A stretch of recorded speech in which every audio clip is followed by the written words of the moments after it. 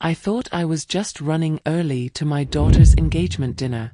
30 minutes early, to be exact. But those 30 minutes didn't just change the night. They ripped open a truth I'd spent years refusing to see. My name is Clarice Monroe, and I'm 71 years old. I've buried a husband, raised a daughter alone, and survived more heartbreak than most people see in 2 lifetimes. But nothing prepared me for what I heard through that half-open door at the Magnolia Room restaurant in downtown Baton Rouge. See, the invitation said 7:30. I showed up at 7. Old habits, I guess. My mama always said, early is on time is late. So there I was, standing in the hallway outside the private dining room, wearing the silky green dress my daughter Janelle picked out for me, clutching my purse like it could steady my nervous heart. The hostess had told me the party was still setting up, that I could wait at the bar if I wanted.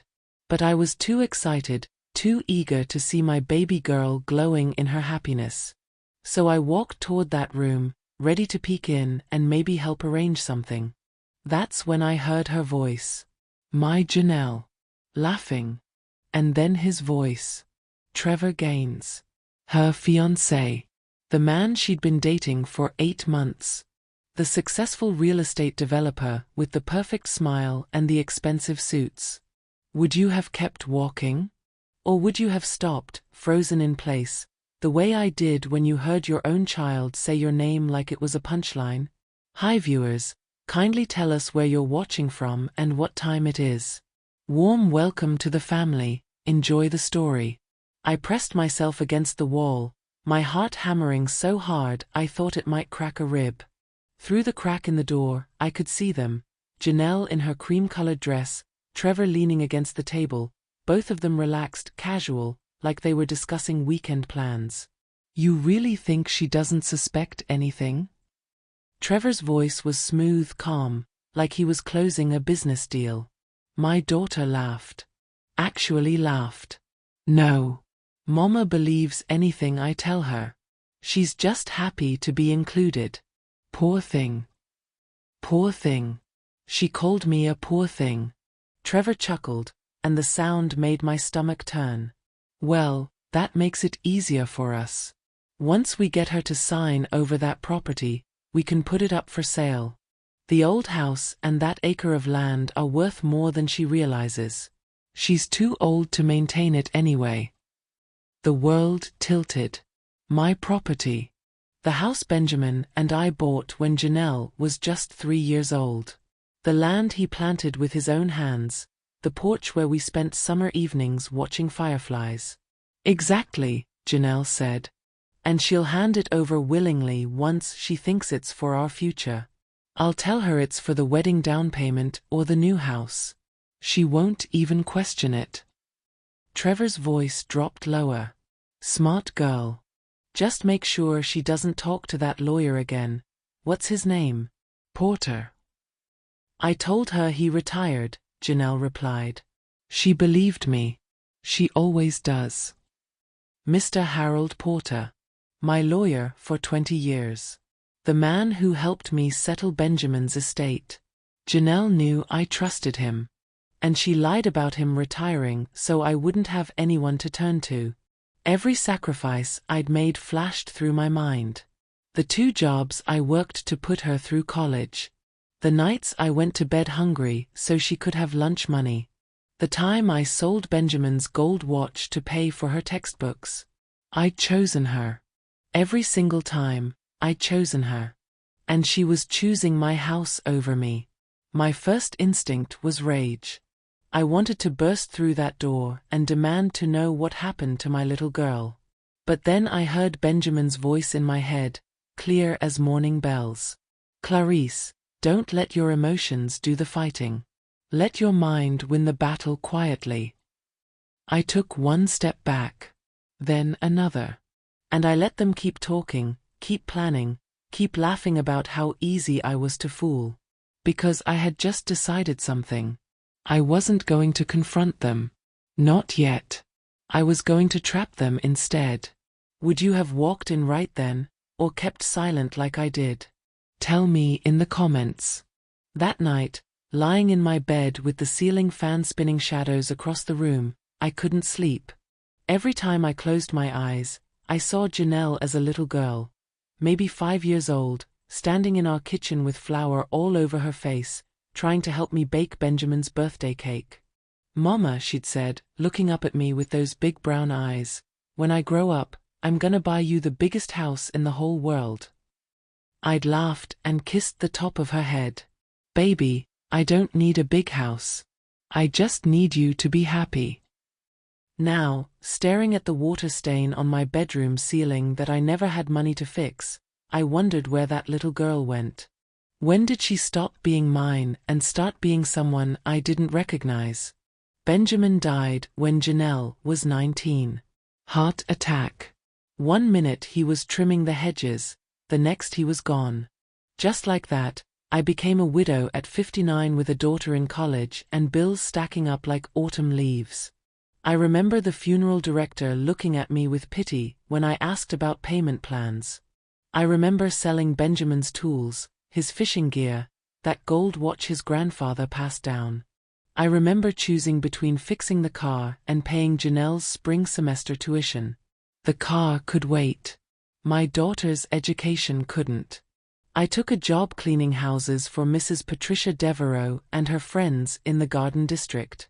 Rich white ladies who'd smile and tell me what a blessing I was while I scrubbed their toilets and mopped their marble floors. Then at night, I'd iron uniforms and linens for the Riverside Hotel until my hands cramped. Some nights I'd come home so tired I'd fall asleep in my work clothes. But I'd wake up at dawn and do it all again, because Janelle needed textbooks, lab fees, a laptop that didn't crash every 10 minutes. She never knew how bad it got. I made sure of that.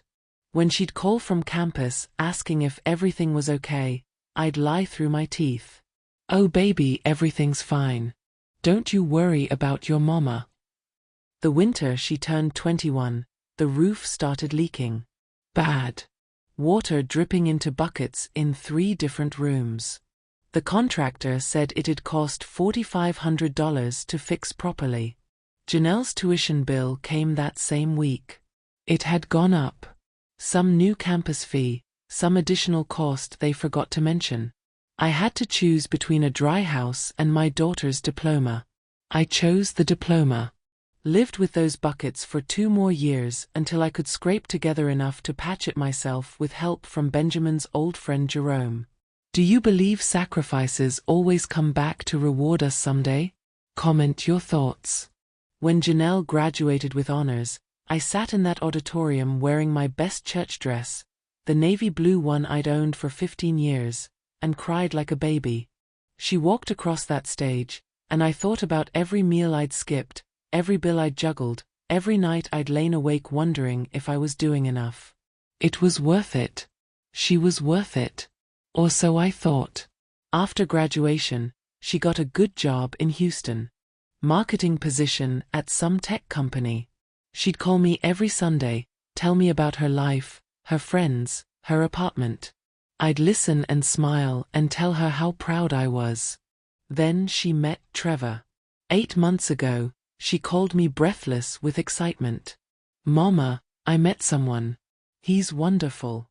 Successful, respectful, and he wants to meet you." I should have known something was off the first time I met him. The way he looked around my small house like he was calculating its value. The way he smiled but his eyes stayed cold. The way he called me ma'am, with just a touch too much politeness, like I was the help. But I ignored it. Because Janelle looked happy. Because after everything I'd been through, I wanted to believe my daughter deserved joy. Because love makes us blind to red flags waving right in front of our faces. Now, lying there in the dark, I realized I'd been a fool. Not for sacrificing. Not for loving her. But for thinking she remembered any of it. Somewhere along the way, between her college degree and her corporate job and her fancy fiancé, Janelle had forgotten where she came from. She'd forgotten the woman who gave up everything so she could have something. Or maybe she remembered. Maybe she just didn't care. That thought hurt worse than anything Trevor had said. Because Trevor was a stranger. Trevor was supposed to be cold and calculating. But Janelle? My own blood? My baby girl? She was supposed to be different. I rolled over and looked at the framed photo on my nightstand. Benjamin and me on our wedding day, young and stupid and so in love it hurt. He was grinning, and I was laughing at something he'd just whispered in my ear. Ben, I whispered into the darkness, where did I go wrong with our daughter? The silence didn't answer. But somewhere in that silence, I felt something shift inside me. Not anger anymore. Not even heartbreak. It was clarity.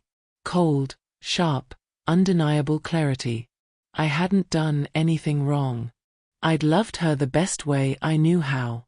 I'd given her everything I had and then found ways to give more. But she'd taken all of it and decided it still wasn't enough. She wanted the last piece of Benjamin I had left. She wanted the house, the land, the memories buried in every floorboard and fence post. And she was willing to lie to get it. I sat up in bed, my heart no longer racing with panic but beating steady with purpose. Benjamin used to say patience was a weapon most people never learn to use. He'd say, let folks think you're soft. Let them underestimate you. Then when they're not looking, you make your move. I'd spent 12 years being soft. Being the grateful mother, the humble widow, the woman who never asked for too much or complained too loud. Maybe it was time to show them who I really was. A mysterious smile crossed my face in the darkness. Janelle and Trevor thought I was just some naive old woman they could manipulate with sweet words and fake affection. They had no idea what was coming. Can you sense fake smiles the way I can? Like this if you've ever felt unwanted in a family gathering. The engagement dinner was set to start in 20 minutes. I'd gone back to my car, sat there for 15 minutes collecting myself, then walked back in with my shoulders straight and my smile painted on like armor. The private dining room at the Magnolia Room was exactly what I expected. White tablecloths, crystal glasses catching the chandelier light, flowers that probably cost more than my monthly grocery bill. Trevor's parents were already there. His mother dripping in jewelry, his father checking his phone like he had somewhere better to be. Janelle spotted me and rushed over, all warmth and sunshine. Mama! There you are. I was starting to worry. The lie came so easily to her. Like she'd been practicing. I let her hug me, let her kiss my cheek, let her introduce me to Trevor's parents like I was some prized possession she'd polished up for display. This is my mother, Clarice Monroe, Janelle said, her hand on my arm. She's retired now, just enjoying her quiet little home in Baton Rouge. Retired. Like I'd had some long career with a pension and benefits. Like I hadn't worked myself into exhaustion just to keep food on the table. Quiet little home. Like it was something quaint and forgettable instead of the place where she grew up, where her father planted roses every spring, where we celebrated every birthday and Christmas. Trevor's mother, Diana, gave me one of those smiles rich women give poor people. All teeth, no warmth. How lovely. Baton Rouge is such a charming little city. Little. Everything about me was little to these people. It's home, I said simply, keeping my voice steady. Trevor's father, Richard, barely looked up from his phone. Just gave a quick nod and went back to whatever was more important than meeting his future daughter-in-law's mother. We sat down to dinner. I was placed at the end of the table, away from the main conversation. Like an afterthought. A box to check off on the wedding planning list. The servers brought out course after course. Tiny portions of food I couldn't even pronounce, arranged on plates like art projects. Each bite probably cost more than I spent on a week's worth of groceries. Trevor talked about his real estate business. Diana talked about the wedding venue they'd been looking at. Richard talked about golf. Janelle laughed at all the right moments, touched Trevor's arm affectionately, played the perfect future wife. And me? I watched. I listened. I took mental notes. I noticed how Trevor's voice changed when he talked about money. How it got sharper, more focused. How his eyes lit up the same way they did when Janelle mentioned my property earlier. I noticed how Diana kept glancing at my dress, my shoes, my purse. Cataloging everything, judging the price tag on my worth. I noticed how Janelle avoided looking directly at me unless someone was watching. How her smile dimmed just slightly when she had to acknowledge me. But most importantly, I noticed the business card Richard pulled out when Trevor mentioned some deal he was working on. "You should talk to my guy at First National," Richard said. "He can get you better rates than what you're getting now." First National Bank. I filed that away. "Mrs. Monroe," Diana said suddenly, turning her attention to me like she'd just remembered I existed. "Janelle tells us you've lived in your home for quite some time." Here it comes, I thought. The setup. "Yes, ma'am. Benjamin and I bought it when Janelle was just a little girl. Been there ever since." "How wonderful to have roots," Diana said, but her tone suggested the opposite. Like roots were something people like her didn't need because they could afford to go wherever they wanted. Though I imagine upkeep must be difficult at your age. At my age. Like I was ancient. Like I was too feeble to manage my own life. "I manage just fine," I said, keeping my smile pleasant. Janelle jumped in quickly. "Mama's very independent. Very stubborn about doing things herself." She laughed, but there was an edge to it. "I keep telling her she should think about downsizing, maybe moving somewhere easier to maintain." Downsizing. That's what they called it when they wanted to take your home. Trevor nodded sympathetically. "My grandmother was the same way. Held onto her property way longer than she should have. Eventually she realized it was too much for her to handle alone." I took a sip of water, letting the moment stretch. They all watched me, waiting to see if I'd take the bait. "Well," I said carefully, "I'm not quite ready to give up my home just yet. Too many memories there. Benjamin's still in every corner of that place." Janelle's jaw tightened just slightly. Most people wouldn't have noticed. But I was her mother. I knew every expression she'd ever made. The dinner continued. More food, more wine, more fake laughter and hollow compliments. Trevor toasted to love and future happiness. Richard toasted to success.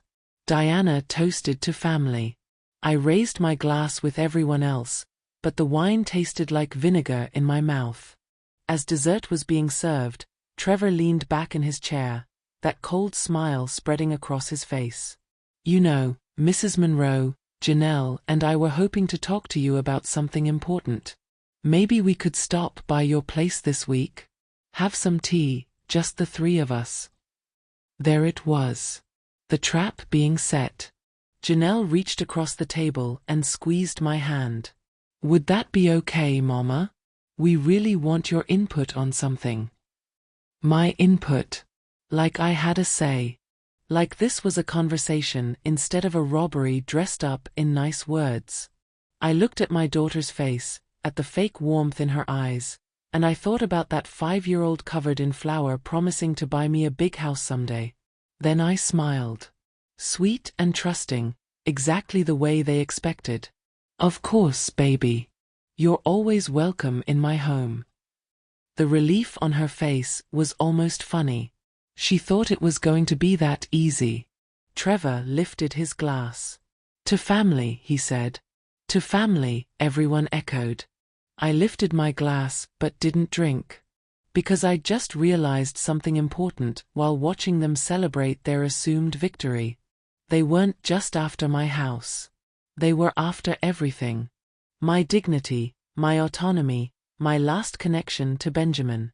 They wanted to strip me down to nothing and convince me it was for my own good. But I'd been playing weak for too long. And in that moment, With fake smiles all around me and my daughter's betrayal still fresh in my mind, I decided something. They wanted to play games? Fine.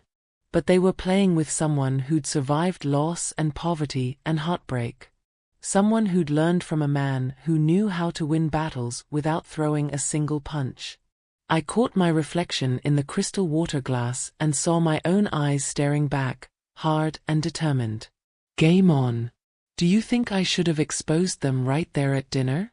Comment below what you would have done. The morning after that dinner, I woke up before sunrise. Old habits from years of working 2 jobs. My body still remembered what it meant to fight for survival. I made myself coffee and sat on my back porch, watching the sky turn from black to navy to soft pink. Benjamin's oak tree stood in the corner of the yard, branches reaching toward the morning like it was praying. He'd planted that tree the year Janelle was born. Said it would grow strong with her. Now I wondered if he knew something I didn't.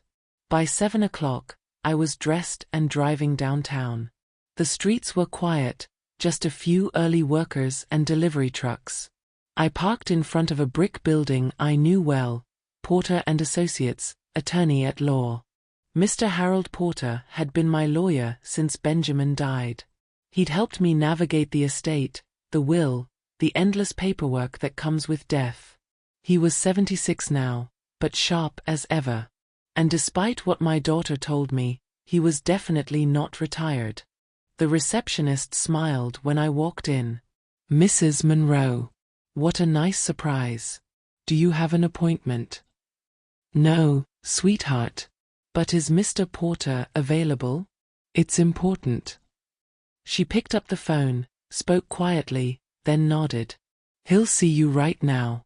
You know the way. I walked down the familiar hallway to his office. The door was open. Harold was sitting at his desk, reading, glasses perched on his nose, looking over some papers. When he saw me, he stood up with a smile. Well, if it isn't Miss Clarice Monroe. His voice was warm, grandfatherly. What brings you here so early? I closed the door behind me and sat down. For a moment, I couldn't speak. The weight of everything I'd been holding in since that dinner pressed against my chest. Harold, I finally said, I need your help. And I need you to promise me something first. He leaned forward, concern crossing his face. Of course. What is it? Promise me you won't judge what I'm about to tell you. And promise me you'll help me do what needs to be done, even if it seems harsh. He studied my face for a long moment, then nodded slowly.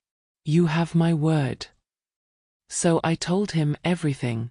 Word for word. What I'd heard through that restaurant door. The plot to take my property. The lies about him being retired. Janelle's casual cruelty. Trevor's cold calculation. I watched Harold's expression shift from concern to shock to something harder. Anger, maybe. Or disappointment in humanity. When I finished, he took off his glasses and rubbed his eyes. Lord have mercy, Clarice. Your own daughter. I know. And they think you'll just sign over the deed without question? That's exactly what they think. I met his eyes. They think I'm too old and too stupid to understand what I'm doing. Harold was quiet for a moment, tapping his pen against his desk the way he always did when he was thinking. Finally, he looked up at me. So they're planning to make you sign the deed under false pretenses. That's fraud. Clear as day. Yes, I whispered. They think I won't know the difference. He leaned back in his chair, and something that might have been a smile crossed his face. Then maybe it's time we let them think they've won. Those words hit me like electricity. What do you mean? I mean, he said slowly, that sometimes the best way to catch a thief is to let them think they've already stolen what they came for. I felt something shift in my chest. Hope, maybe. Or justice starting to take shape. You want me to play along? I want you to do exactly what they expect you to do. Be the naive, trusting mother. Let them bring their paperwork. Let them explain their plan. He leaned forward. But while they're setting their trap, we'll be setting ours. How? Harold pulled out a legal pad and started writing. First, we need evidence. Solid, undeniable evidence of their intent to defraud you. Do you have any recordings of what you heard? No. I just listened through the door. That's hearsay. Won't hold up. We need them to confess on record. He looked at me carefully. Think you could get them to do that? My mind was racing. What if I record our conversation when they come to my house? Would that work? Louisiana is a one-party consent state. If you're part of the conversation, you can legally record it without their knowledge. He nodded. That could work. But you'd need to get them to clearly state their intentions. I can do that, I said, and I meant it. I'll ask questions. Make them explain everything. They think I'm too simple to understand, so they'll spell it all out for me. Harold smiled, and it wasn't his usual warm smile. This one had teeth. That's my girl. Now, here's what else we need to do. For the next hour, we planned. He explained how property fraud worked, what evidence we'd need, how to protect my deed in the meantime. He had me sign paperwork that would prevent any transfer of my property without him personally verifying my intent and mental capacity. Even if you signed something today, he said, it wouldn't be valid without my certification. I'm putting a legal hold on any changes to your property title. Relief washed over me. So they can't actually take it? Not without committing multiple felonies. And when they try, because they will try, we'll have everything we need to stop them and make sure they face consequences. I sat back in my chair, feeling something I hadn't felt since that night at the restaurant. Power. Control. The sense that I wasn't just a victim waiting to be robbed. Harold, I said quietly, why are you helping me like this? I know this isn't your usual kind of case. He looked at me with something like sadness in his eyes. Clarice, I've been a lawyer for 53 years. You know what I've learned? The worst crimes aren't committed by strangers in dark alleys. They're committed by family members at dinner tables. Children stealing from parents. Spouses hiding assets. Siblings fighting over inheritances before the body's even cold. He shook his head. Your daughter thinks she can manipulate you because you loved her. Because you sacrificed for her. That kind of betrayal. He pointed at me. That deserves justice. Real justice. I felt tears starting but blinked them back. I don't want to destroy her life. I just want her to understand what she's doing. What she's become.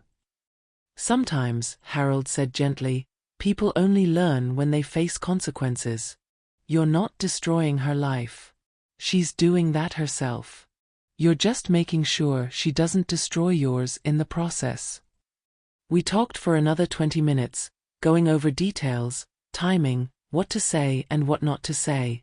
When I finally stood to leave, Harold walked me to the door. Call them today, he said. Invite them over. Be warm, be welcoming. Let them think everything is going exactly according to their plan. And then we show them what happens when you underestimate an old woman who's lived through harder things than they can imagine. I shook his hand, feeling strength flow back into my bones. Thank you, Harold. Don't thank me yet. Thank me after we've won. I drove home with my mind clear and focused. The heartbreak was still there. That kind of pain doesn't just disappear. But now it had company. Determination. Strategy. The quiet patience Benjamin always talked about. When I got home, I pulled out my phone and called Janelle. She answered on the second ring. Hey, Mama. How are you? Her voice was so cheerful, so fake. It made my stomach turn. I'm good, baby. Listen, you and Trevor mentioned wanting to come by this week? How about tomorrow afternoon? I'll make tea and that lemon cake you love. I could practically hear her excitement. Really? That would be perfect. We'd love that. Wonderful. Come by around 2. We'll be there. Love you, Mama. Love you too, baby. I hung up and stood in my kitchen, looking around at the home Benjamin and I had built. The scratches on the floor from when Janelle learned to ride her bike inside on rainy days. The pencil marks on the doorframe where we measured her height every birthday. The window Benjamin replaced after a storm, the cabinet he built with his own hands. This was my home. My history. My heart. And tomorrow, I was going to make damn sure my daughter understood exactly what she was trying to steal. Ever been underestimated by someone who thought you were too old or weak? Comment yes, if you know that feeling.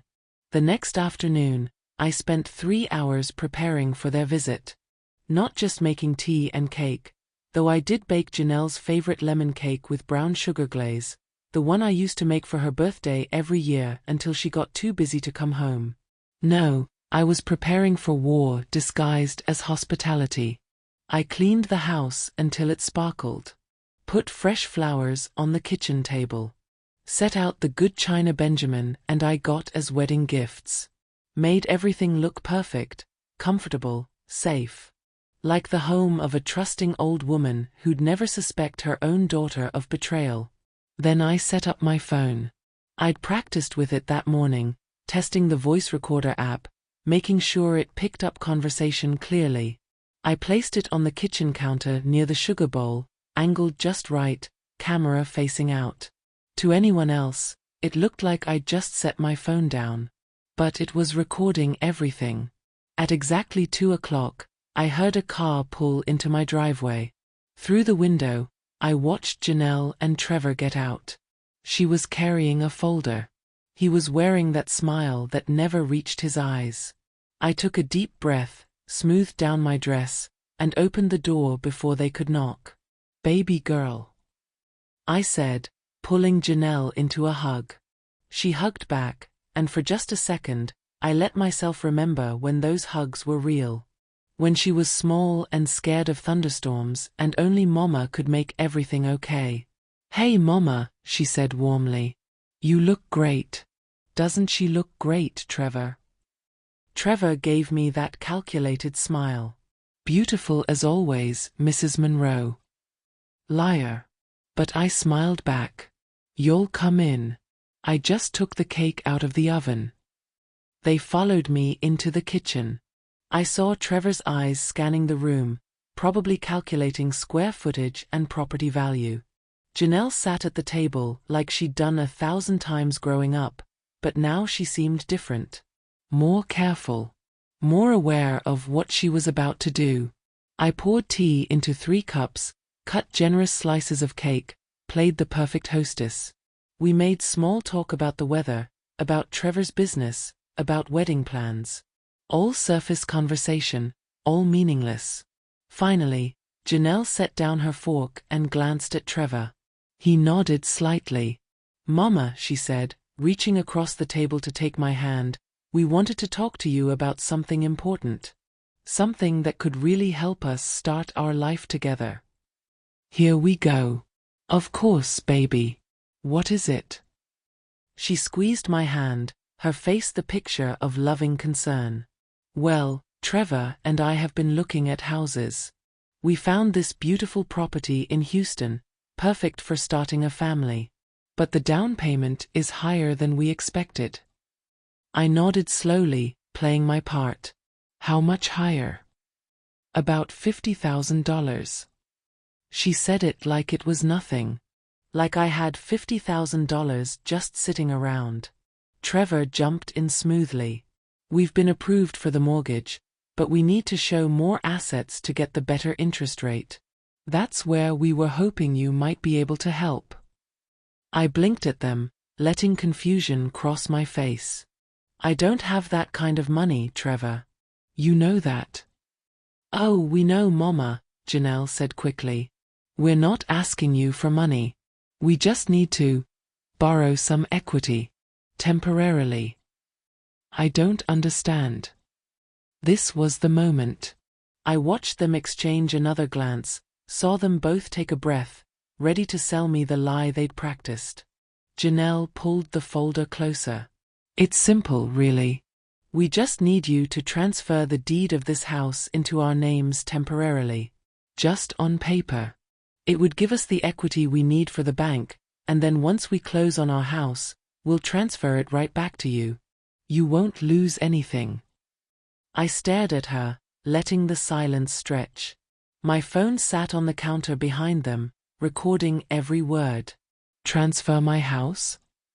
Just temporarily, Trevor assured me. It's really common in real estate. People do it all the time to help family members qualify for better loan terms. That was a lie. I knew it was a lie. Harold had explained exactly why it was a lie. But this is my home, I said softly, looking around the kitchen. Benjamin and I bought this place. We raised Janelle here. I know, Mama, Janelle said, and I almost believed the emotion in her voice. Almost. And that's why we'd never really take it from you. It's just paperwork. Legal stuff the bank needs to see. You'll still live here, still own it in every way that matters. Another lie. Once that deed was in their names, I'd have no legal claim. They could sell it out from under me and I'd have no recourse, or at least that's what they thought. I don't know, I said hesitantly. This seems complicated. Trevor leaned forward, his voice smooth as honey. Mrs. Monroe, I work in real estate. I do deals like this every week. I promise you, there's no risk. We just need your signature on a few documents, and then everything stays exactly the same. I looked at the papers Janelle was pulling out of the folder. Official-looking documents with lots of legal language and blank signature lines. What exactly would I be signing? Just a temporary deed transfer, Janelle explained. It puts Trevor and me on the title as co-owners. Then after 90 days, when we've closed on our house, we sign it back to you and take our names off. 90 days. I asked. Why 90 days? Bank requirement, Trevor said without missing a beat. They need to see the assets on our statement for at least 3 months before closing. More lies. They were getting comfortable, thinking I was buying everything. I picked up the papers, pretending to read them carefully. And you're sure this won't cause any problems? I won't lose my house. Absolutely not, Janelle said firmly. Mama, I would never let anything happen to your home. You know that. I looked at my daughter's face and saw no guilt, no shame. Just determination to get what she wanted. This was it. The moment Harold and I had planned for. Time to get them to confess everything clearly, on record. Okay, I said slowly. But I want to make sure I understand. So you're saying this house will still be mine, even with your names on the deed? Exactly, Trevor said. And after you get your new house, you'll take your names back off? Yes, ma'am. And this is just to help you with the bank? For the mortgage on your new place? That's right, Janelle confirmed. I set the papers down and looked directly at her. Baby, can I ask you something? Be honest with me. She nodded. Of course, Mama. This house and land, what do you think it's worth? Trevor answered before Janelle could. In today's market, with this location, probably around 250,000. My heart skipped. That was 50,000 more than I'd thought. They'd done their research. And you're not planning to sell it, right? This is just for paperwork. Just for paperwork, Janelle repeated. We wouldn't dream of selling your home. The lie hung in the air between us. They were so confident, so sure I was too simple to see through them. I picked up my phone, pretending to check the time. What they didn't know was that I was stopping the recording, securing it, making sure every word they just said was saved permanently. Well, I said, setting the phone back down, if you're sure this won't cause problems. Janelle's face lit up. So you'll do it? I smiled at her. That same trusting, naive smile they expected. Let me just make one quick phone call first. To my lawyer. Just to make sure I understand everything correctly. The temperature in the room dropped 10 degrees. Your lawyer? Trevor asked, his smile tightening. Mr. Porter. I know you said he retired, Janelle, but I saw him last week and he seemed pretty active to me. I watched my daughter's face drain of color. What would you do in her place? Expose them or let them finish their plan? The silence in my kitchen was so thick you could have cut it with a knife. Janelle's face had gone from excited to pale in about 3 seconds flat. Trevor's smile disappeared completely. You saw Mr. Porter? Janelle's voice came out small, uncertain. But I heard he'd retired.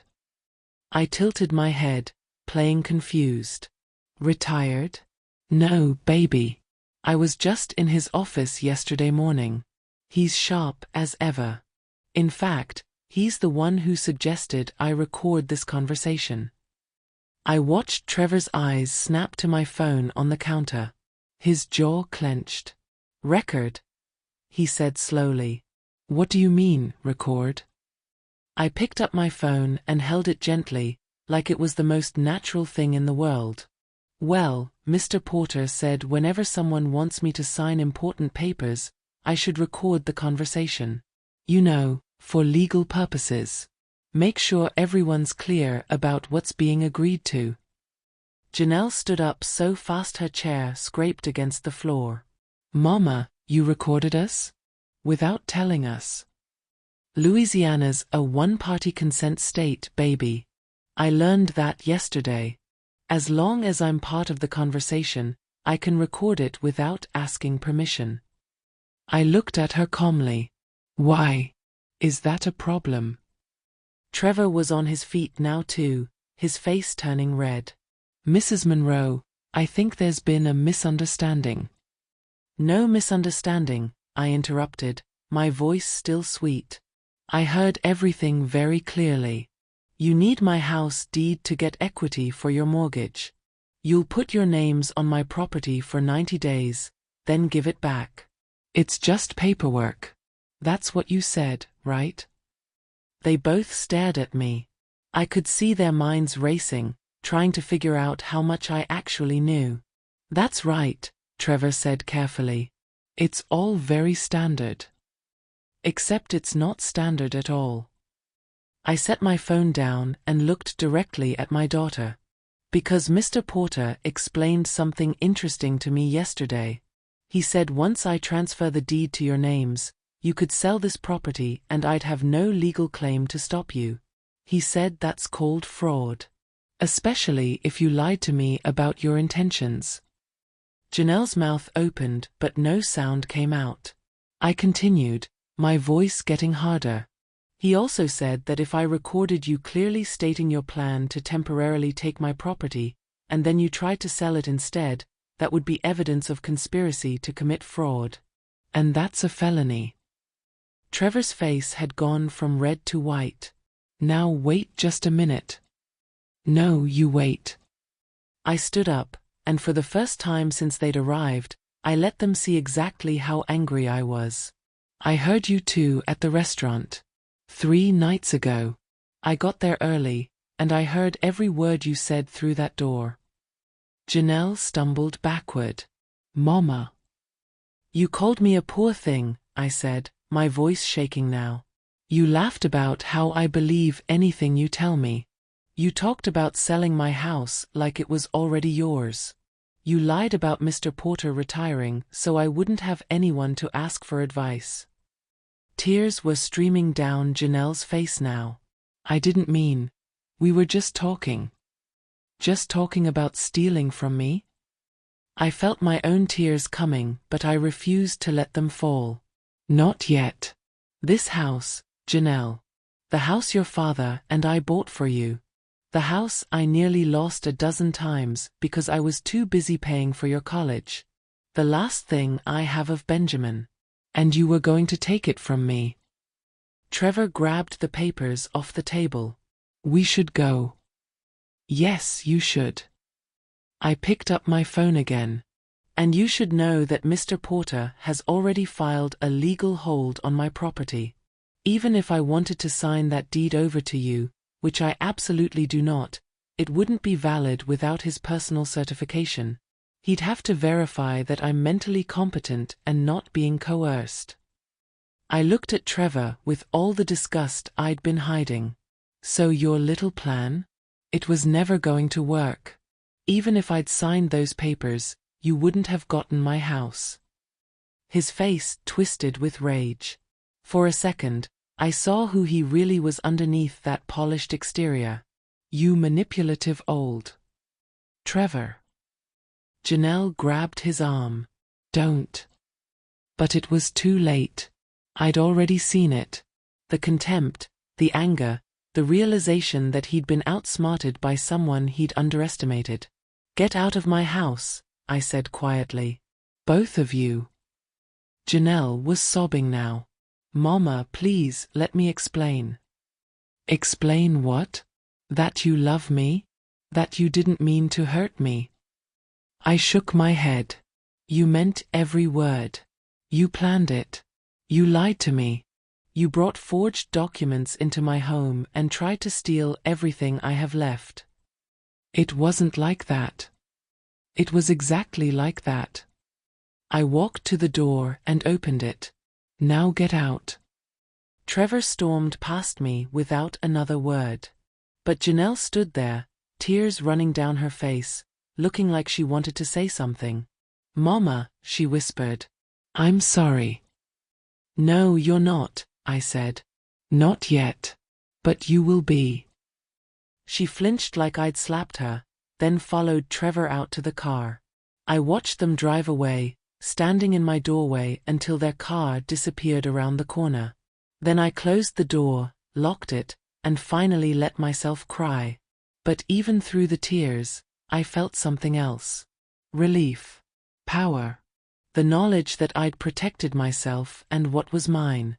I picked up my phone and sent the recording to Mr. Porter with a simple message, "It's done." His response came back immediately, "Well done, Clarice. Now let's finish this." Double tap if you think karma always finds its way back. The next week felt like waiting for a storm you know is coming but can't see yet. I didn't hear from Janelle. Not a call, not a text, nothing. The silence hurt worse than I expected. But Mr. Porter was busy. Very busy. He called me 3 days after Janelle and Trevor left my house. Clarice, I've reviewed the recording. It's excellent evidence. Clear conspiracy to commit fraud. But I want to dig deeper before we make any moves. Something about Trevor's operation feels off. What do you mean? I mean his real estate business. Some of the claims he made at that dinner don't add up. I've got a friend at the State Regulatory Board looking into his licensing and business practices. 2 days later, Harold called again. His voice was different this time. Excited, but also angry. Clarice, you need to sit down for this. I sat. Trevor Gaines isn't just a con man trying to steal your property. He's been running a systematic fraud operation for at least 3 years. We found 6 other elderly people who signed over their properties to him or his company. Every single one was told it was temporary, for loan purposes or family trusts. None of them got their properties back. My stomach dropped. 6 people. 6 that we've found so far. The state board is investigating, and there's talk of federal charges. Real estate fraud across state lines. We're talking serious prison time. And Janelle. Harold was quiet for a moment. She's involved, Clarice. Maybe not in the other cases, but she knew about yours. The recording makes that clear. She could be charged as an accessory. I closed my eyes. My daughter. My baby girl. Facing criminal charges. What happens now? The investigation moves forward. Trevor's business is being audited. His accounts are being frozen. His investors are pulling out. And there's already talk in his professional circles. Word spreads fast in real estate when someone's under investigation. I should have felt satisfaction. Instead, I just felt tired. Over the next few days, I watched it unfold like Harold said it would. I didn't have to do anything. The truth did all the work. Trevor's business partners started distancing themselves. His name appeared in a local business journal article about regulatory investigations. His permits for current projects got held up in review. His reputation, built on charm and lies, crumbled fast. And Janelle? She was caught in the fallout. I heard through a mutual friend that the wedding venue cancelled their booking. Something about concerns over payment given Trevor's legal issues. Then the caterer backed out. Then the photographer. Her dream wedding, built on money she'd planned to steal from me, was falling apart piece by piece. Part of me felt vindicated. But part of me just felt sad. 2 weeks after that day in my kitchen, I got a call from an unknown number. I almost didn't answer. But something made me pick up. Mrs. Monroe? A woman's voice, older, shaky. My name is Dorothy Hendricks. Mr. Porter gave me your number. He said. He said you might understand. Understand what, Mrs. Hendricks? What it feels like when they take everything. She told me her story. How Trevor had convinced her to sign over her home for a reverse mortgage that never existed. How she'd lost the house where she'd raised 4 children. How she'd had to move in with her sister because she had nowhere else to go. I didn't know what he was really doing, she said, crying. I trusted him.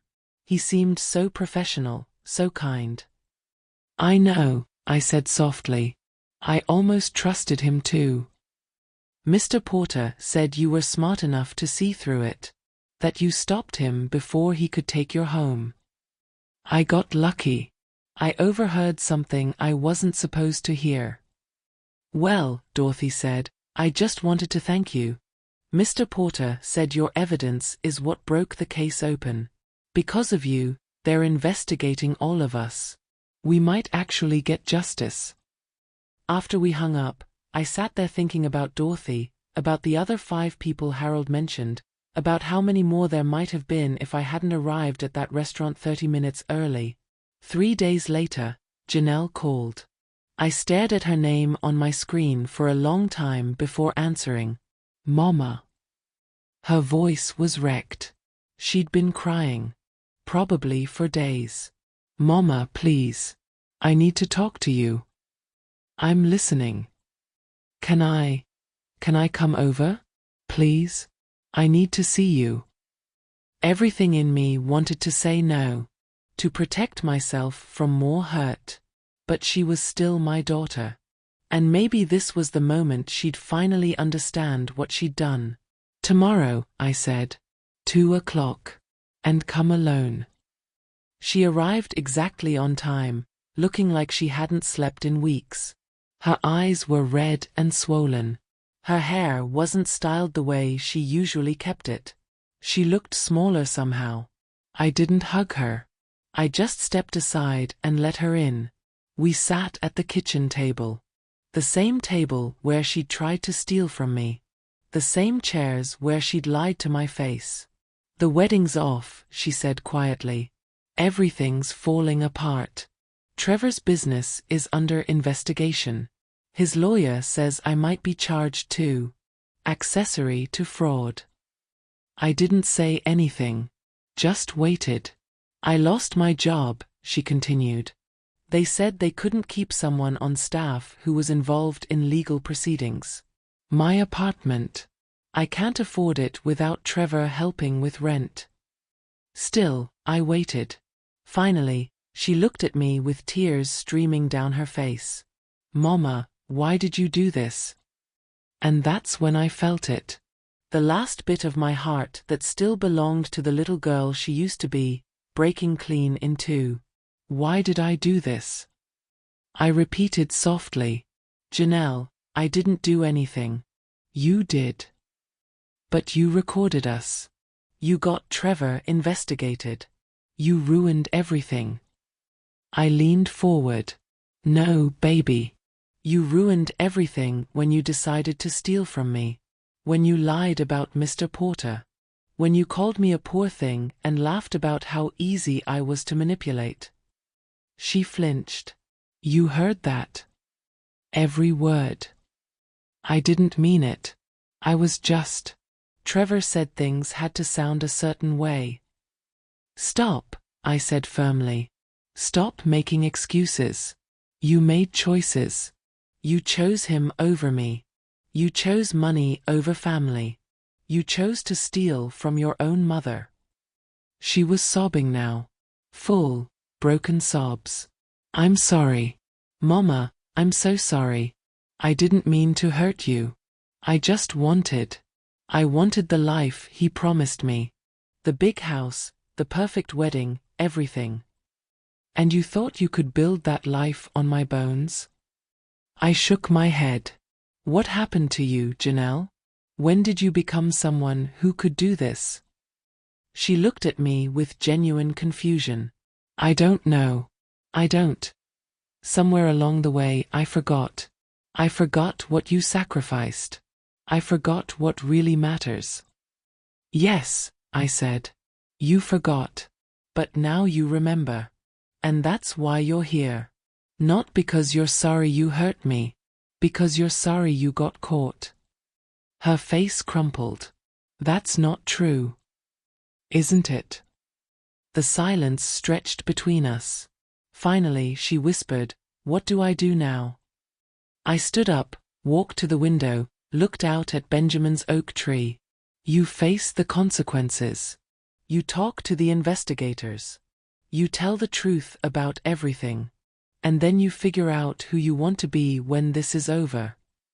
Will you? Her voice broke. Will you help me? I turned to look at her.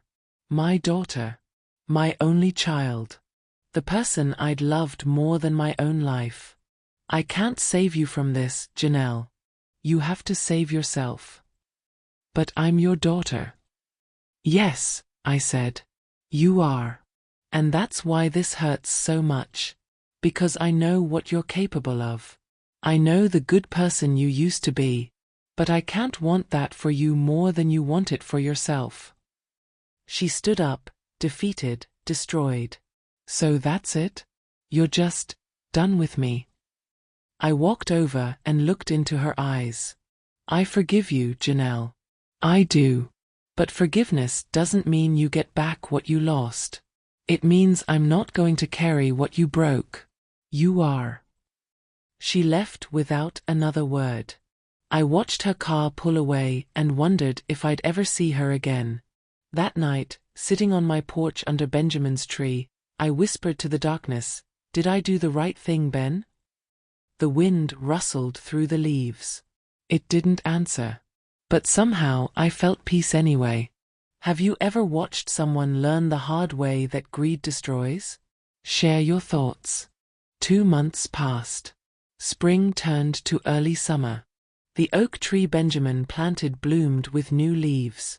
Life went on the way it always does, whether we're ready or not. I heard through Mr. Porter that Trevor's case was moving forward. Federal charges for wire fraud, real estate fraud, elder abuse. He was looking at significant prison time. His business had completely collapsed. Everything he'd built on lies came crashing down. Dorothy Hendricks and the other victims were getting their properties back. The court had ordered restitution. It wouldn't erase what they'd been through, but at least they'd have their homes again. As for Janelle, I didn't know. She hadn't called. I hadn't reached out. We existed in separate worlds now, mother and daughter divided by betrayal and broken trust. Then one Tuesday morning, I was watering Benjamin's tree when a car pulled up. Not Janelle's car. A modest sedan I didn't recognize.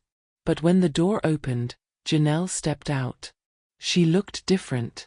Her hair was pulled back simple, no expensive styling. She wore jeans and a plain t-shirt. No jewelry except a small cross necklace I'd given her years ago. "Mama," she said, standing by the car like she wasn't sure if she was allowed closer. "Can we talk?" I set down the watering can. "I'm listening." She walked slowly across the yard, keeping distance between us. "I've been going to therapy. Court-ordered at first, but then I kept going on my own. I needed to understand why I did what I did." I nodded but didn't speak. "The therapist helped me see things," she continued. "How I got so focused on status and money that I lost sight of what actually mattered. How I let Trevor manipulate me because I wanted the life he represented more than I wanted to be a good person." "And?" I asked. "And she helped me understand something about you too." Janelle's voice cracked.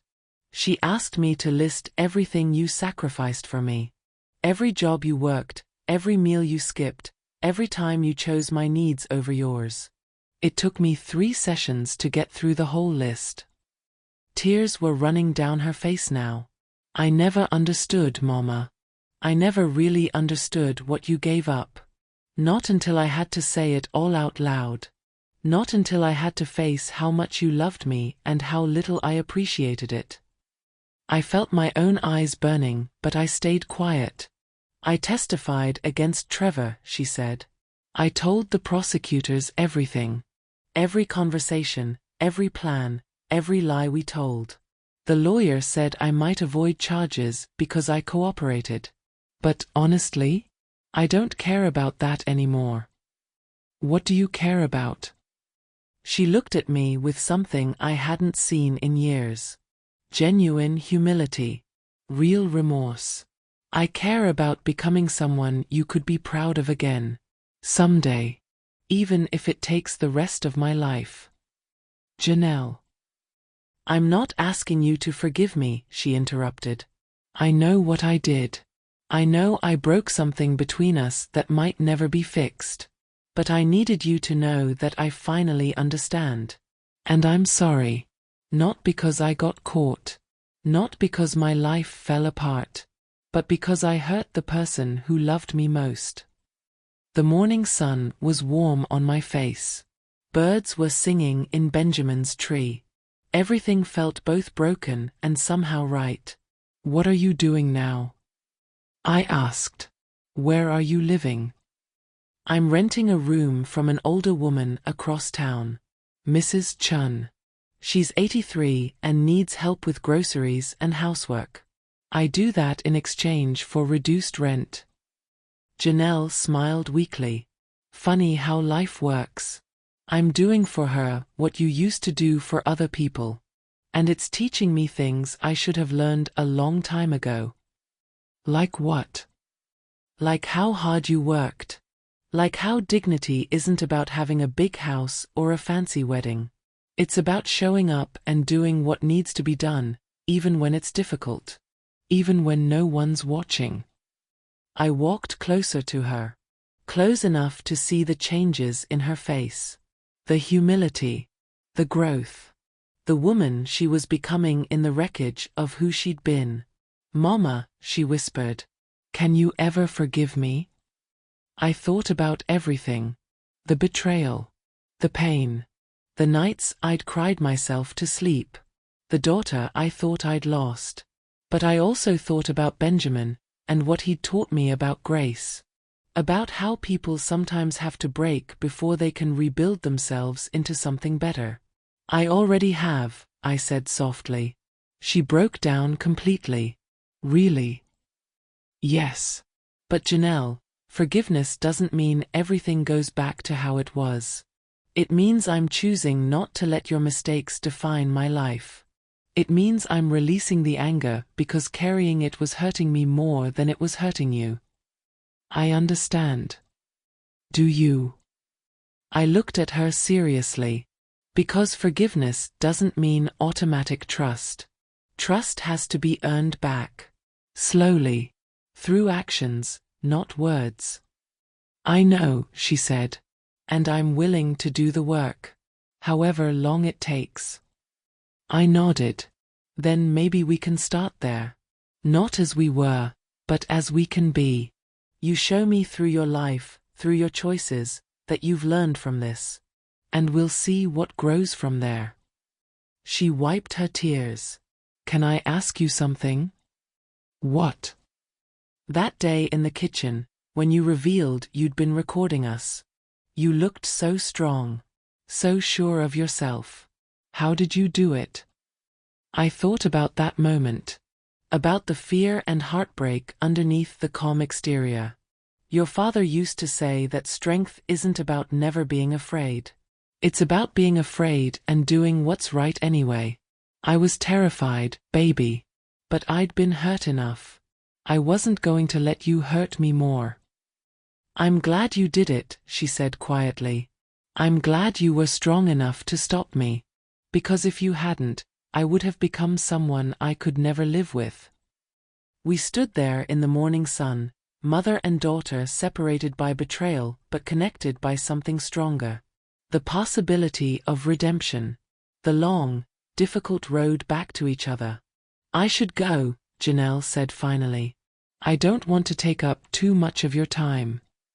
Wait. I walked over to Benjamin's tree and broke off a small branch with new leaves. I handed it to her. Your father planted this when you were born. He said it would grow strong with you. She took the branch, holding it carefully. Did it? For a long time, yes. Then for a while, no. But trees have a way of surviving storms and growing new branches. I looked at her. Maybe you do too. She left with the branch clutched in her hand, promising to check in with me next week if that was okay. I said it was. After she drove away, I sat on my porch and thought about justice. Real justice. Not the kind that destroys people, but the kind that teaches them. The kind that says, you did wrong, and there are consequences, but you're not beyond redemption. That evening, I got a call from Dorothy Hendricks. Mrs. Monroe, I just wanted to let you know. I got my house back. The court ordered it returned and cleared of all liens. I'm moving back in next week. Dorothy, that's wonderful. It's because of you, she said. Because you were brave enough to stop them. You saved more people than just yourself. After we hung up, I sat there thinking about that. About how one decision to arrive early had changed everything. About how standing up for myself had protected others I'd never even met. Maybe that was justice too. Quiet justice. The kind that ripples out in ways you never see coming. Forgiving doesn't mean forgetting. Do you agree? The summer stretched out lazy and warm, and for the first time in years, I felt like I could breathe. The weight I'd been carrying, the betrayal, the anger, the grief, had lifted enough that I could see clearly again. Janelle kept her word. She called every week, always asking permission first, never assuming she had the right to my time. We'd talk for 15, 20 minutes. Small things mostly. How her week went. What Mrs. Chun taught her about making dumplings. How she'd started volunteering at a community center. She never asked for money. Never asked to move back in. Never asked for anything except the chance to show me she was changing. And slowly, carefully, I started to believe her. One afternoon in July, I was sitting on the porch reading when Mr. Porter's car pulled up. He got out with a folder under his arm and that satisfied smile lawyers get when things go their way. Clarice Monroe, he said, climbing the porch steps. I bring good news. Trevor. Sentenced this morning. 15 years federal prison. No parole eligibility for at least 10. The judge threw the book at him. Harold sat down in Benjamin's old chair. Between the elder fraud charges, the wire fraud, the conspiracy counts, they got him on everything. I should have felt triumph. Instead, I just felt tired relief. And the others? Dorothy and the rest. Every single victim has been made whole. Properties returned, legal fees covered by the restitution order. Some are suing for emotional damages, but the criminal case is closed. He looked at me. You did that, Clarice. Your courage to record that conversation, to stand up and fight back, it saved 6 families from homelessness. I just protected what was mine. You did more than that. You exposed a predator who would have kept destroying lives if you hadn't stopped him. Harold pulled an envelope from his folder. Speaking of which, this came for you. From the State Victims Assistance Program. I opened it. Inside was a certificate and a letter thanking me for my role in bringing Trevor Gaines to justice. There was also a check. A small one, compensation for legal expenses and emotional distress. I don't want this, I said, holding out the check. Then donate it. Give it to someone who needs it. But accept the recognition, Clarice. What you did mattered. After Harold left, I sat there looking at that certificate. My name printed official and formal. Recognition for courage and civic duty. Benjamin would have been proud. I thought about the path that led here. How a simple mistake, arriving 30 minutes early, had revealed a truth I needed to see. How heartbreak had given way to action. How quiet justice had proved more powerful than revenge. That night, I drove to the community center where Janelle volunteered. She'd mentioned they needed funding for their senior meal program. I donated the entire victim assistance check in Benjamin's name. The director was grateful, confused about why a stranger would give so much. It's not from a stranger, I said. It's from someone who understands what it means to need help and to have someone show up for you. August came, and with it Janelle's 30th birthday. I hadn't planned to acknowledge it. We weren't there yet, weren't back to celebrations and cake. But that morning, I found myself baking anyway. Not the fancy lemon cake from before. Something simpler. A chocolate sheet cake like I used to make when she was little, before life got complicated. I called her around noon. What are you doing this evening? Just working and then probably reading. Why? Come by around 6. If you want to. She arrived at exactly 6, hesitant at the door like always. When she saw the cake on the table with a single candle, she burst into tears. Mama, you didn't have to. I know. I wanted to. We ate cake and drank coffee and talked about small things. She told me about a woman at the community center who reminded her of me. How it made her realize how many people struggle alone, how many elderly folks have children who forgot about them. I was almost one of those children, she said quietly. I almost became someone who abandoned you. But you didn't. You caught yourself before it was too late. Only because you stopped me. No, I corrected. I revealed the path you were on. You're the one who chose to turn around and walk a different direction. Before she left, she hugged me. A real hug, not the careful, tentative ones we'd been sharing. And for the first time since that terrible night at the restaurant, it felt like my daughter was actually in my arms. Thank you, Mama, she whispered, for not giving up on me, even when I'd given up on myself. September brought cooler weather and a letter I didn't expect. It was from Trevor's mother, Diana, the woman who'd looked at me with such condescension at that engagement dinner. The letter was short, handwritten, awkward. Mrs. Monroe. I don't expect you to respond to this. I likely don't deserve a response. But I needed to write it anyway. I'm sorry. For how I treated you, for how I raised my son to value money over character, for not seeing what he was doing until it was too late. You tried to protect your daughter from him, and I should have been trying to protect others from him too. My husband and I are divorcing. I can't stay married to a man who knew what Trevor was doing and said nothing. We both failed as parents, but at least I'm trying to learn from it. I hope your daughter finds her way back to you. And I hope you can find peace. Diana Gaines. I read it 3 times, then folded it carefully and put it in a drawer. I didn't respond. Some things don't need responses. They just need to be acknowledged and released. October arrived with falling leaves and the kind of crisp air that makes you think about change and seasons ending. I was raking leaves under Benjamin's tree when a car I didn't recognize pulled up. A young man got out, maybe mid-20s, nervous. Mrs. Monroe? Yes. My name is Marcus. I'm Dorothy Hendricks's grandson. She asked me to bring you something. He handed me a plate covered in foil. Underneath was a beautiful lemon bundt cake. My grandmother wanted you to have this. She said you'd understand why. I did understand. It was a thank you. A connection between 2 women who'd survived the same predator and came out the other side.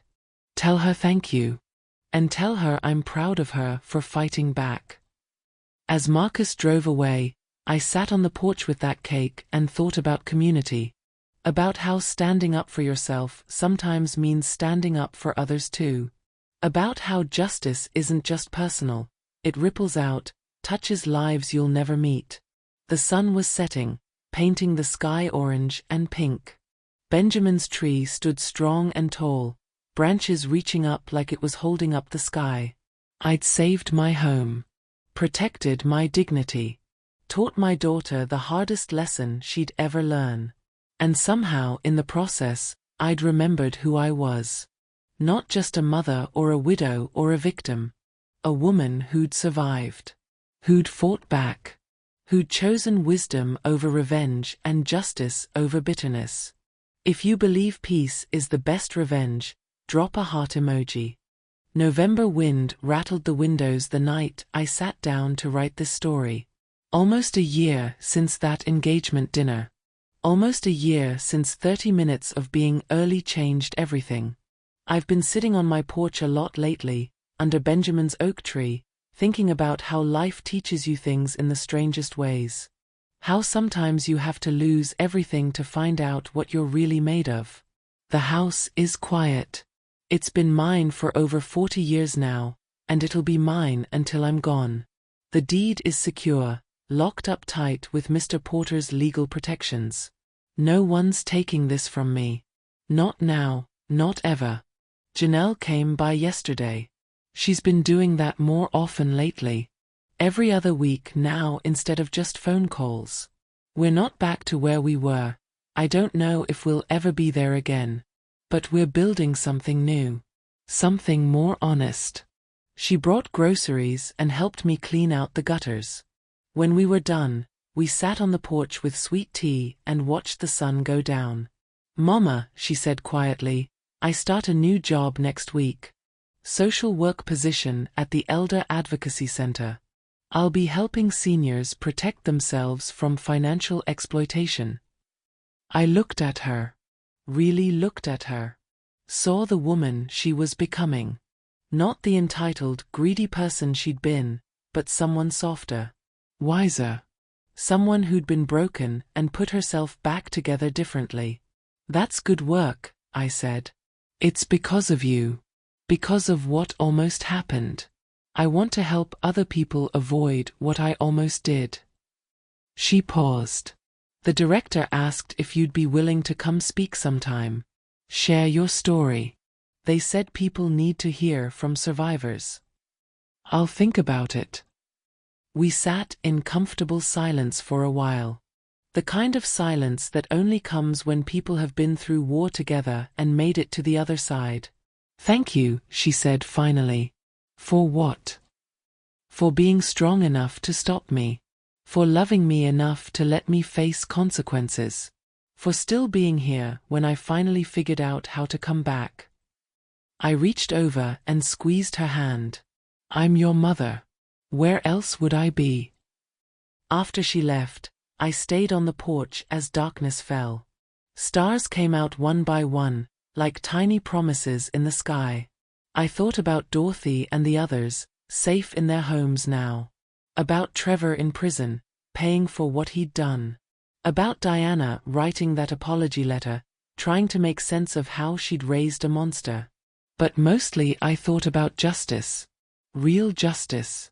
Not the loud kind with courtrooms and drama.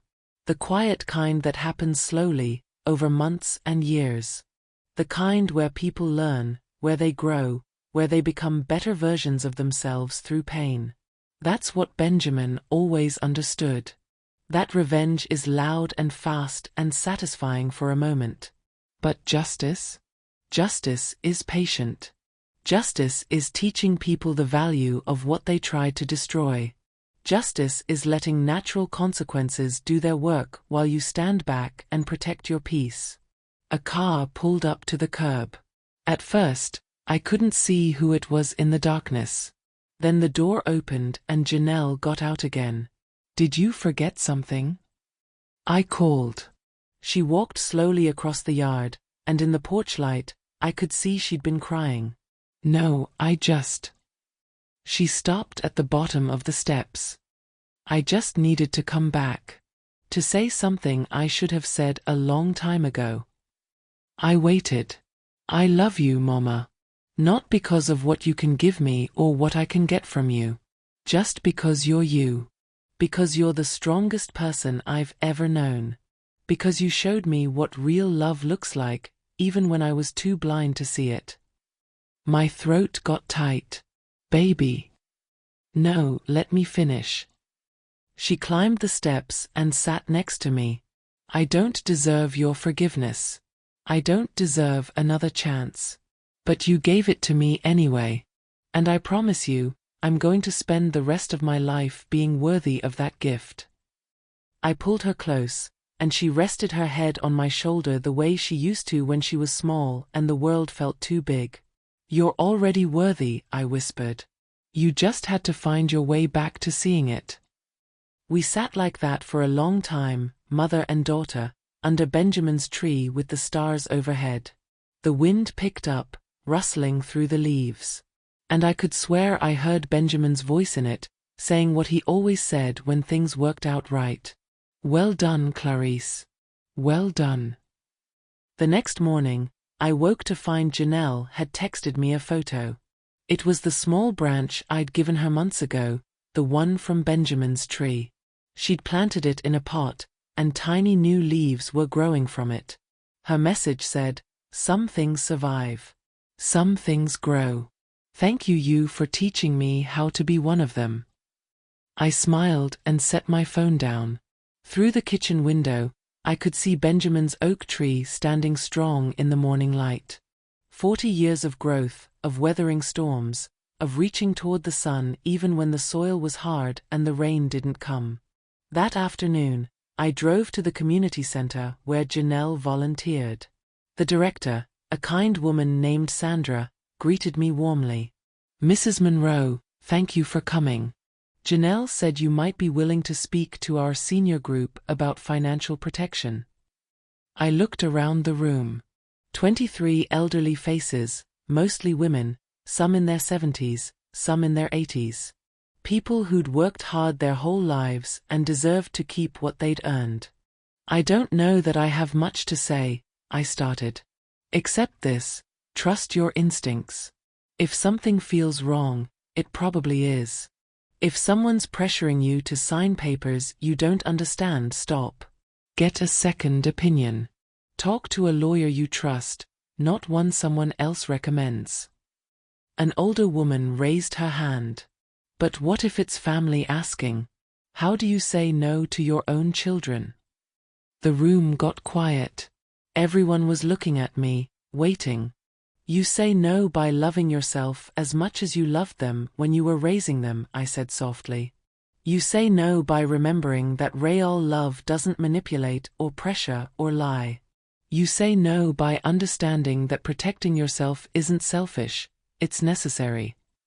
I told them my story. Not all of it, but enough. The restaurant, the overheard conversation, the recording, the confrontation. I watched their faces as recognition dawned. Some had been through similar things. Others were grateful they'd been warned. When I finished, an old man in the back stood up. My son's been asking me to co-sign on a business loan. Says it's just paperwork, won't affect me. You think I should? I think you should talk to your own lawyer first. And I think if your son really loves you, he'll understand why you need to protect yourself. After the talk, several people came up to thank me, to share their own stories, to cry on my shoulder about children who'd stopped calling, grandchildren they'd never met, homes they'd almost lost. I listened to each one. Because that's what survivors do. We share our scars so others know they're not alone. As I was leaving, Sandra caught my arm. Mrs. Monroe, would you be willing to do this regularly? Maybe once a month? We have seniors who need to hear this message, who need to see someone who stood up and won. I thought about it. About Dorothy and the others.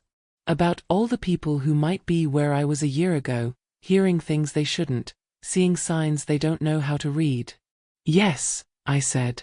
I'll do it. On the drive home, I thought about legacy. About what we leave behind when we're gone. Benjamin left me this house, this land, his oak tree. But he also left me something more important, the lesson that strength doesn't mean never breaking. It means knowing how to put yourself back together when you do. That's what I wanted to leave Janelle. Not money or property, but wisdom. The understanding that love without boundaries isn't love at all. That forgiveness doesn't mean forgetting.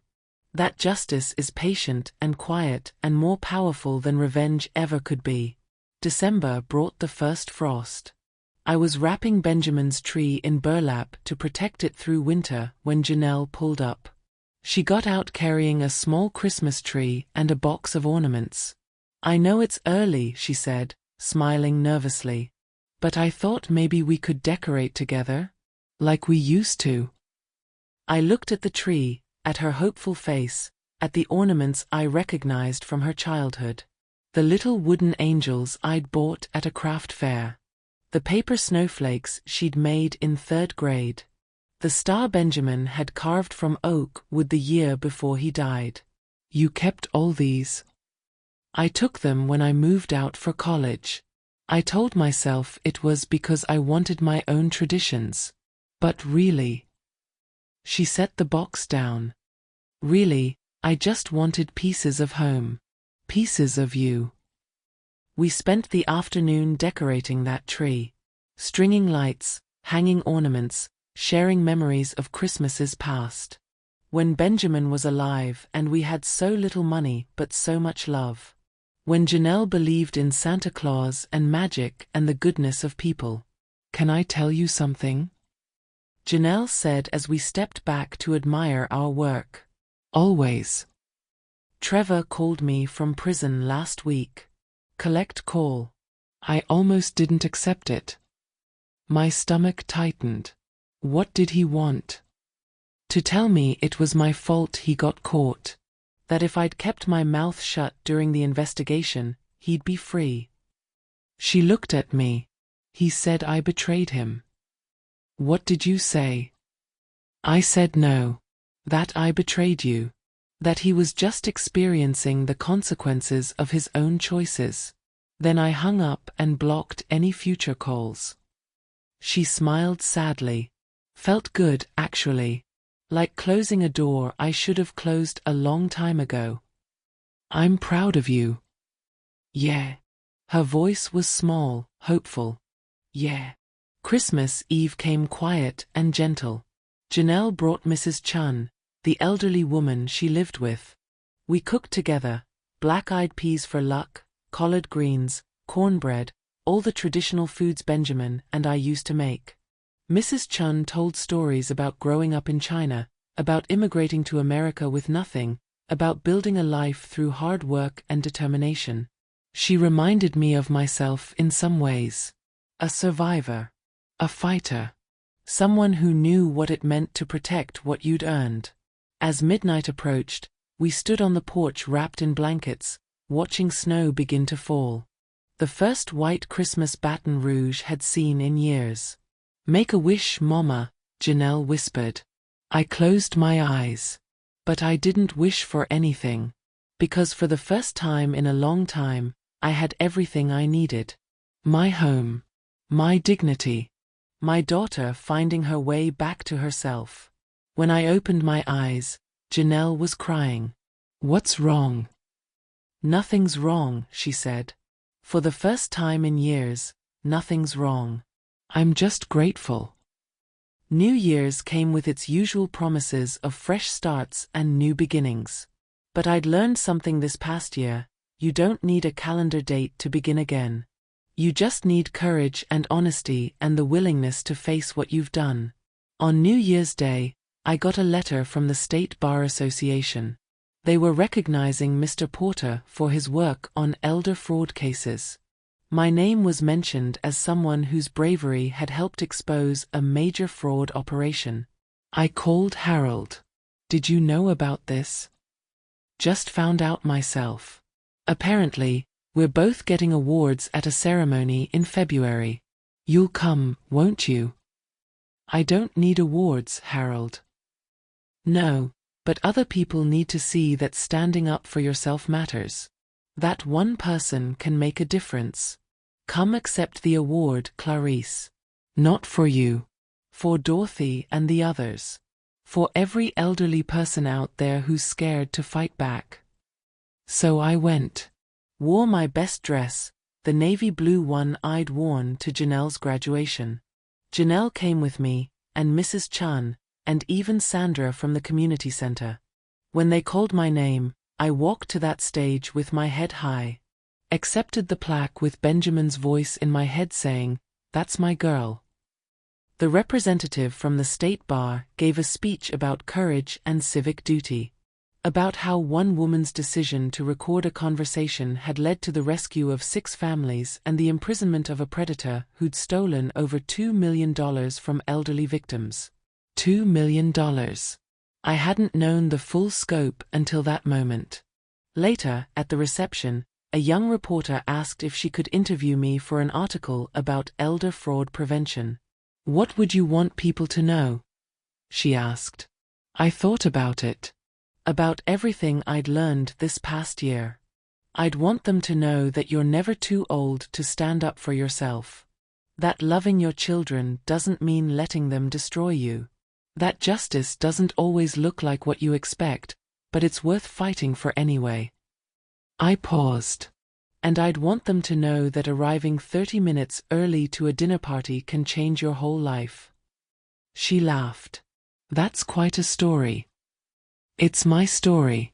And I'm still writing it." The article came out 2 weeks later. Front page of the local section, "Local Woman's Courage Exposes Major Fraud Ring." There was a photo of me on my porch, Benjamin's oak tree visible in the background. Janelle framed it and hung it in her apartment. Said it reminded her of what real strength looks like.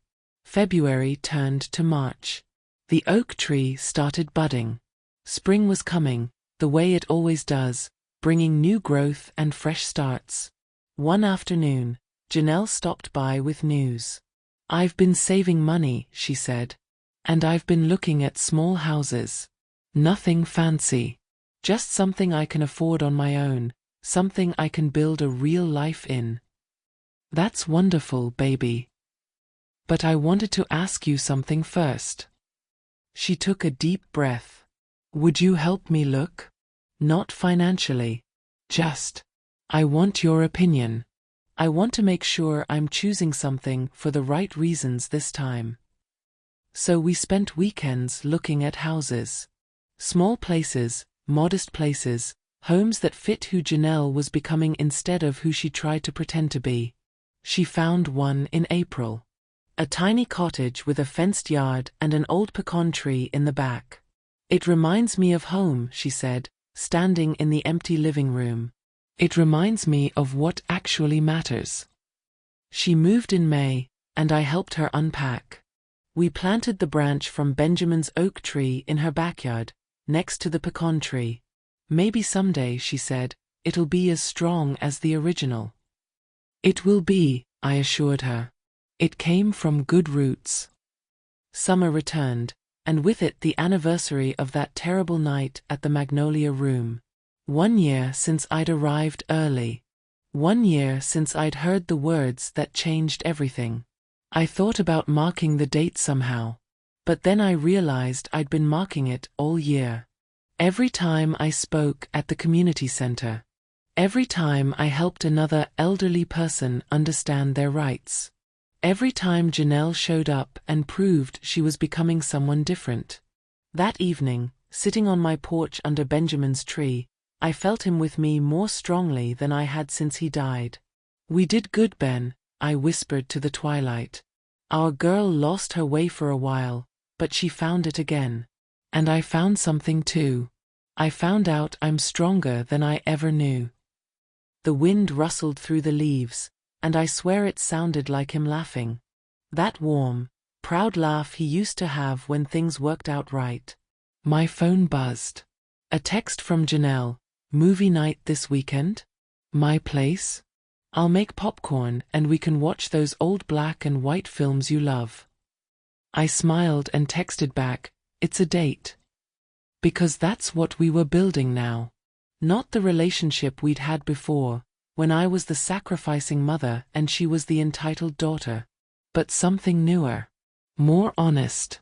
Built on truth instead of obligation. Two people who'd hurt each other, forgiven each other, and chosen to grow forward together instead of staying stuck in the past. As darkness fell and the stars came out, I thought about everything this year had taught me. About quiet justice and loud grace. About the difference between revenge and accountability. About how sometimes the hardest thing you ever do is the rightest thing too. I'd protected my home. Saved 6 families. Taught my daughter. Found my voice. But most importantly, I'd remembered something I'd forgotten during all those years of sacrifice and survival. I mattered. Not just as someone's mother or someone's widow, but as Clarice Monroe. A woman who'd lived through heartbreak and loss and betrayal, and came out the other side with her dignity intact. That night, I slept better than I had in years. No nightmares about losing my home. No anxiety about what Janelle might do next. No fear of the future. Just peace. Deep-earned, hard-won peace. And in the morning, when I woke to sunlight streaming through my bedroom window, I looked at Benjamin's photo on the nightstand and smiled. "Thank you," I whispered. "For teaching me to let my mind win the battle quietly. For showing me that patience is a weapon. For loving me enough to leave me with the tools I'd need to survive without you." Life went on. Seasons changed. The oak tree grew stronger. Janelle continued building her new life. I continued telling my story to anyone who needed to hear it. And somewhere in the daily routines and quiet moments, I realized something. I wasn't just surviving anymore. I was living. Really living. For the first time since Benjamin died, maybe for the first time in my whole life, I was living for myself. Making choices that protected my peace. Setting boundaries that honored my worth. Saying no when no was needed and yes when yes felt right. That's what quiet justice had given me. Not revenge against the people who'd hurt me, but freedom from the parts of myself that had let them. And that, I realized, was worth more than any property, any money, any perfectly planned trap could ever be. The oak tree stood strong. The house remained mine. My daughter found her way back. But more than any of that, I found myself. And I wasn't going to lose her again. Would you let Janelle back into your life after everything she did? Tell me your thoughts in the comments below. And if this story moved you, if it taught you something about forgiveness and justice and the strength it takes to protect yourself while still leaving room for redemption, please subscribe to the channel and turn on notifications. We share stories like this every week. Stories of quiet courage, real consequences, and the kind of love that's strong enough to say no when necessary and yes when earned. Share this story with someone who needs to hear it. Someone who's struggling with family betrayal. Someone who's being taken advantage of. Someone who needs to know that it's never too late to stand up for yourself. Drop a comment about your own experiences with family betrayal or quiet justice. Your story might be exactly what someone else needs to hear today.